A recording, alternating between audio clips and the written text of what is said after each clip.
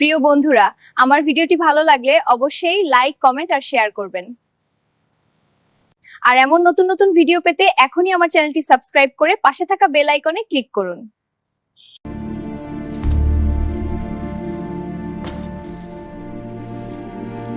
উমর ইবনুল খাত্তাবরা ছিলেন ইসলামের দ্বিতীয় খলিফা।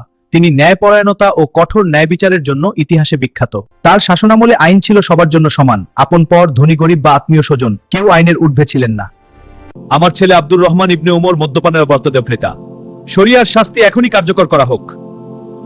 বিচারে সকলের সমান, খলিফার পুত্র হলেও এর ব্যতিক্রম হবে না।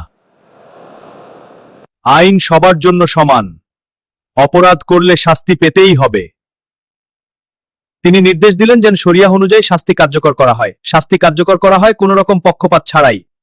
বলা হয়, শাস্তির পর তার ছেলে অসুস্থ হয়ে পড়ে এবং পরে মৃত্যুবরণ করে, তবুও হযরত উমররা ন্যায়ের প্রশ্নে বিন্দুমাত্র আপোস করেননি।